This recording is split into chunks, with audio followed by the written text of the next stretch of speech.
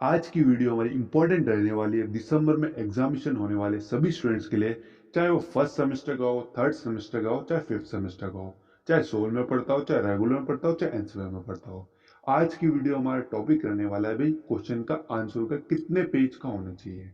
मतलब एक क्वेश्चन के मार्क्स दिए जाते हैं 10 नंबर का, 15 नंबर का है, तो हमें उसमें मिनिमम और टू मैक्सिमम कितने पेज भर के आने चाहिए जिससे हमें अच्छे से अच्छे मार्क्स ले सके। उसी के साथ आपको बताया जाएगा कि आंसर का फॉर्मेट कैसे आपको लिखना होगा, क्या क्या चीजों का ध्यान रखना है जिससे आपको अच्छे से अच्छे मार्क्स गेन हो सके। तो चलिए फिर वीडियो को आगे बढ़ाते हैं। उससे पहले अगर आप अभी तक चैनल से नहीं जुड़े हैं तो प्लीज चैनल सब्सक्राइब करते हुए और वीडियो को लाइक करते जरूर जाएगा। डिस्क्रिप्शन में आपको टेलीग्राम और व्हाट्सएप दोनों का लिंक मिल जाएगा, उससे भी जाकर ज्वाइन कर लीजिएगा ताकि टाइम टू टाइम सारी अपडेट्स आपके पास आती रहे। तो चलिए फिर वीडियो को आगे बढ़ाते हैं। सबसे पहले देख लेते हैं पेपर पैटर्न, भाई क्वेश्चन पेपर कितने का आएगा और कितने मार्क्स का एक क्वेश्चन रहेगा। सबसे पहले वो देख लेते हैं, फिर उसके बाद आते हैं वापिस अपने टॉपिक पर। ये देखिए, ये हमारा लेटेस्ट क्वेश्चन पेपर जो कि हमारा फर्स्ट सेमेस्टर का है, उसकी टेंशन मत लीजिएगा। Management principle application. अब ये क्वेश्चन पेपर हमारा है 90 मार्क्स का, तो इसमें कितने क्वेश्चन होंगे वो भी देख लेते हैं। और हमें टाइम दी जाएगी 3 घंटे की। यानी ये आपको पता होना चाहिए जो भी आपके फिक्स सब्जेक्ट हैं, यानी मेन सब्जेक्ट यानी कोर सब्जेक्ट, यानी जो आपके 3 सब्जेक्ट हैं, उन सभी के एग्जाम आपके 90 मार्क्स के रहने वाले हैं। बाकी दूसरे सब्जेक्ट से हो सकता है किसी के कम हो, 50 का, 25 का, 40 का, 70 का, ऐसे भी हो सकते हैं। पर आपके जो 3 सब्जेक्ट हैं उन सभी के 90 मार्क्स का एग्जाम होने वाला है। उसके लिए आपको समय दिया जाएगा 3 घंटे। अब देख लेते हैं भाई क्वेश्चंस कितने आएंगे और एक क्वेश्चन कितने नंबर का होगा। इसमें लिखा हुआ है अटेम्प्ट ऑल क्वेश्चन।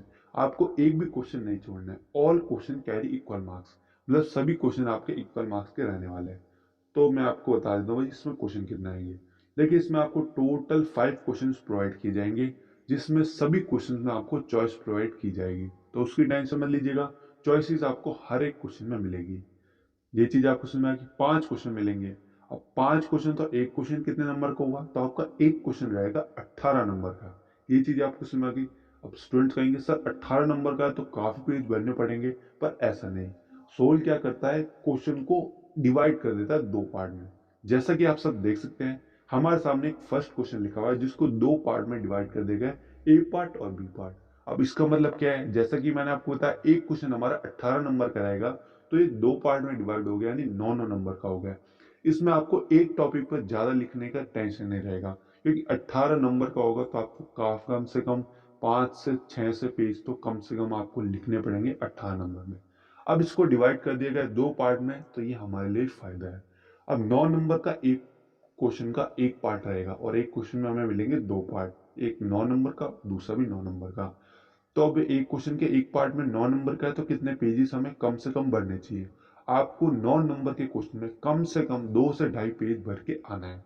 अब कैसे भर के आना है, आपको मिलेगी शीट आंसर की। उसमें आपको एक साइड ही लाइन खींचनी है, मार्जिन लाइन। ये नहीं कि दोनों पेज के दोनों साइड लाइन खींचने लग जाते हैं, काफी स्टूडेंट ऐसे होते हैं। पर आपको ये गलती नहीं करनी है। आपको बिल्कुल साफ सुथरा बना के रखना है। वो कैसे लिखना है वो हम आगे बताते हैं। तो ये आपको समझ में आ गई। भाई 9 9 नंबर के क्वेश्चन है तो एक क्वेश्चन में हमें कम से कम 9 नंबर के क्वेश्चन में कम से कम 2 से ढाई पेज का तो अटेम्प्ट करके आना ही है। बाकी देख सकते हैं चॉइस है, दोनों में चॉइस है, तो उसकी टेंशन मत लीजिएगा। चलिए अब चलते हैं वापिस अपने टॉपिक के ऊपर।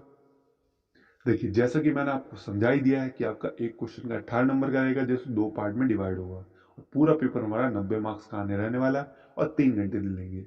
अब देखिए, जो आपको शीट मिलेगी जिसमें आपको एक साइड मार्जिन खींच देनी है, दोनों साइड नहीं खींचनी है, वो गलती मत कीजिएगा। उससे बिल्कुल आपका छोटा सा आंसर और लगता है। अब बात रही आपको आंसर को लिखना कैसे है। देखिए, आपको क्वेश्चन में पूछा गया है जो भी पूछा गया है, अगर आपको उस क्वेश्चन से रिलेटेड समझ में नहीं आ रहा तो आपका उसको मेन पॉइंट उठाना है। समझ लीजिए मैनेजमेंट का मैंने आपको पेपर दिखाया, अब इसमें पूछा गया है किसी और चीज के बारे में, पर मैनेजमेंट से रिलेटेड पूछा गया है। अगर आपको क्वेश्चन से रिलेटेड नहीं पता है तो सबसे पहले तो आपको मैनेजमेंट के ऊपर डिफाइन कर देना है।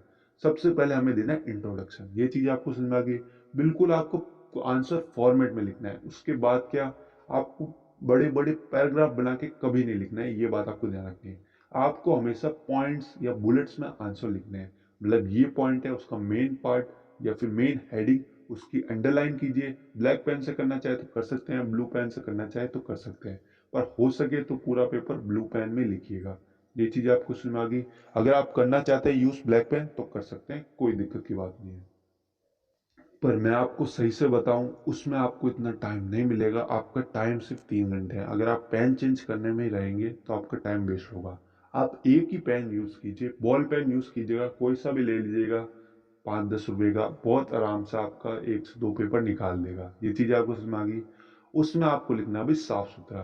पहला जो आपका आंसर होना चाहिए, आपको 5 क्वेश्चंस में ढूंढ लेना है, या फिर आपके पास जो जुगाड़ है जो भी, वो आप समझ गए होंगे क्या कहना चाहता हूँ। सबसे पहले आपको वो क्वेश्चन लिखना है जो कंफर्म हो। उस क्वेश्चन को आपको साफ सुथरा ऐसा लिखना है कि ताकि जब कोई आपका पेपर चेक करे उसके ऊपर सीधा इम्पैक्ट पड़े कि हाँ भाई ये बच्चे ने साफ सुथरा लगा है, इसको इतना आता ही होगा। उसके बाद आप दूसरे क्वेश्चन में कुछ भी बीच में खिचड़ी बना के भी लिखेंगे तो वो आपको मार्क्स मिलते हैं। और ये रियलिटी है, ऐसा ही होता है, क्योंकि आपका फर्स्ट क्वेश्चन ही आपका फर्स्ट इंप्रेशन बन जाता है आपके पेपर चेकर के सामने। बाकी वो किस्मत पर डिपेंड है कि भाई कौन चेक कर रहा है, उसका मूड कैसा है। ये चीज आपको समझ आ गई। जितना हो सके पॉइंट्स में, जितना हो सके बुलेट्स में, जितना हो सके अगर आप डायग्राम यूज करना चाहें तो कर सकते हैं। आपको कोई प्रोसेस बताना है, आपको कुछ स्टेप्स बताने हैं, तो उसको अलग से हेडिंग दीजिए। समझ लीजिए आपसे पूछे गए स्टेप्स ऑफ प्लानिंग, तो आपको प्लानिंग बीच में लिखना है, उसके सारे स्टेप्स ऊपर ऊपर एक एक जगह लिख के एक क्लाउड से टाइप में बना देना है डायग्राम सा। फिर उसके बाद में आपको एक एक स्टेप को उठाना है, फिर एक्सप्लेन करना है। इससे आपको जो आंसर शीट होगी और अट्रैक्टिव हो जाएगी, और जो आपको मार्क्स मिलने चाहिए थे 18 नंबर में से जो आपको मिल रहे थे 10 या 12, वो बढ़ के आपके 15 से 16 भी हो सकते हैं, हो सकेगा तो 18 भी आपको मिल सकते हैं, 18 में से 18। तो आपको इस टाइप की पेपर की प्रेजेंटिंग करनी है। ये चीज आपको समझ आ गई। अब बाकी रही, स्टूडेंट्स कहेंगे सर आपने कहा टाइमिंग तो चलती रहेगी। देखिए टाइमिंग को आपको मैनेजमेंट करके चलना है। आपको एक भी क्वेश्चन छोड़ना नहीं है। जो भी आपको क्वेश्चन नहीं आते, उससे मिलता जुलता जो भी आपको आता है, ये नहीं कि भाई आप दूसरे ग्रह की कहानी लिख रहे हो, गाने लिख रहे हो, वो इनवैलिड माना जाएगा। आपको अपने सब्जेक्ट से रिलेटेड लिखना है, और जो क्वेश्चन में पूछा गया है उससे मिलता जुलता कोई भी एक वर्ड उठा के भी आप लिखते हैं तो आपको कुछ तो मार्क्स मिलेंगे। आपको क्वेश्चन छोड़ के आने की कभी गलती नहीं करनी है, क्योंकि 18-18 नंबर के क्वेश्चन है। आप आधा पेज या 7-8 लाइनें भी लिखते हैं तो कम से कम 3, 2, 4, 5 कुछ तो मार्क्स मिलेंगे, और वो जुड़ेंगे। तो ये चीज आपको समझ आ गई। बाकी आपकी पासिंग मार्क्स हो सकेगा तो एक वीडियो में बता दूंगा, उसकी टेंशन मत लीजिएगा कि आप भाई पासिंग मार्क्स कितना होना चाहिए। बाकी मैं आपको बता देता हूँ कि अगर आपका 90 मार्क्स का पेपर है तो आपको एटलीस्ट 36 प्लस वाला पास होगा। तो आपको 40 से 50 का तो बिल्कुल करेक्ट लिख के आना है, तब जाके आपके 36 से 40 मार्क्स आएंगे। तो 50 से 60 नंबर का तो आपको पेपर अच्छे से अच्छा अटेम्प्ट करना है। अब 50 से 60 क्या है, 18-18 ये हो गए, तो आप ये मान के चलिए 3 क्वेश्चन भी करेंगे तो आपके ये ऐसे बन जाएंगे 50 प्लस मार्क्स। ये चीज आपको सुना गई। बाकी 2 क्वेश्चन में आप कांच भी कहानी लिखेंगे, वो भी दिक्कत की बात नहीं।